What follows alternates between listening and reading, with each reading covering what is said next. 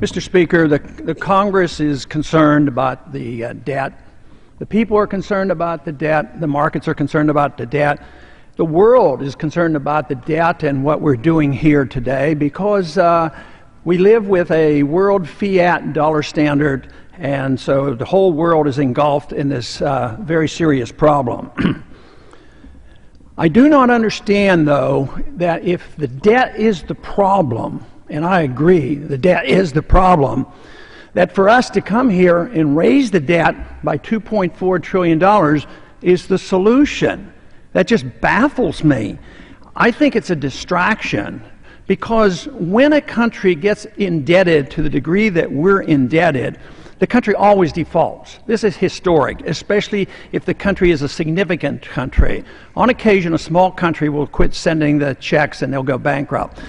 We're not going to do that, but we will default because the debt is unsustainable. This year, it is said that we have a debt increase of $1.6 trillion, but that's not true. If you count what we borrow from the pension funds, the Social Security and highway funds, it's $2 trillion. But if you include the increase in the entitlement obligation, it's $5 trillion. So this is a huge, huge problem. But the argument here is, how do you default? And it is said that if we don't raise the debt limit, we're going to default and not send out the checks. I don't believe that for a minute. Somehow or another, the checks are going to go out. But if you really wanted to live within the technicalities of law, there's a very simple thing you could do. We owe the Federal Reserve $1.6 trillion. Well, that's not a real debt. They bought those Treasury bills with money out of thin air. We could just write that off or quit paying the interest, tide ourselves over and get down to serious business and cut back and live within our means. And that would be a solution. But to increase the national debt will only encourage another type of default. And that's what we're going through. We're engaged in the most difficult and a very bad way of defaulting, and that is through the destruction of the currency. Today, we have an inflation rate of 9%, and that is defaulting. So if a government can default and print money, and if they can get a 50% inflation rate over a period of time, they've cut that debt in half. That is the goal, that is what's happening, and that is very, very serious. Just in these last 3 years in dealing with this crisis, the dollar has been devalued 50% against gold. And gold, of course, is the best measurement of the value of a currency. It's been that way for thousands of years, and it cannot be denied because it's economic law. So we are defaulting, and when the American people go out and start buying goods and services like they are now, they're recognizing they cost a lot of money.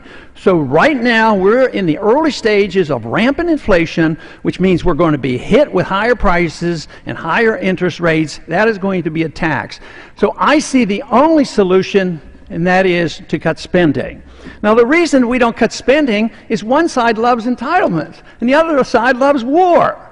And even this token attempt, $100 billion of cuts when we have this huge, huge deficit, but there's no mention of cutting military spending. I don't want to cut defense spending. This military spending doesn't defend us. It makes things worse.